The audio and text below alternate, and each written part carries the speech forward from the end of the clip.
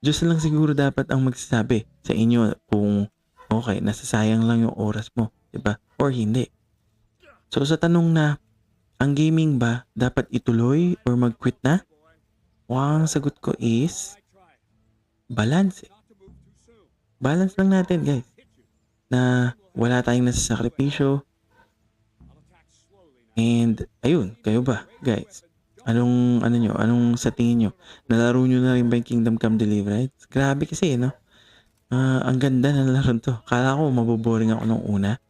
Kasi nga, walang magic eh. Ako kasi, gusto ko kasi talaga puro magic sa mga laro ko. Kaso, ang lalim pala ng pagkakagawa dito ng mga developers. Grabe, para sa mundo na buhay talaga eh. No? Nagre-react talaga siya. Tapos, hindi niya kailangan ng magic system eh. Yun na yung magic niya, yung buhay siya. Yung tipong sobrang immersed ka, naapektuhan ka sa mga decision mo sa laro.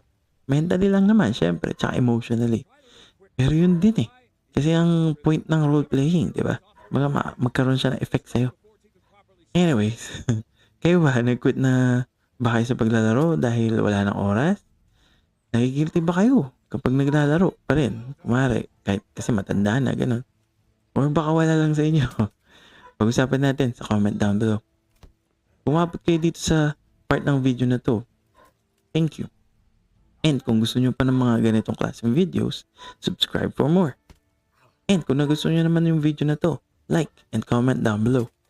Share this video sa mga taong tingin nyo magugustuhan din yung ganitong klaseng usapan at content.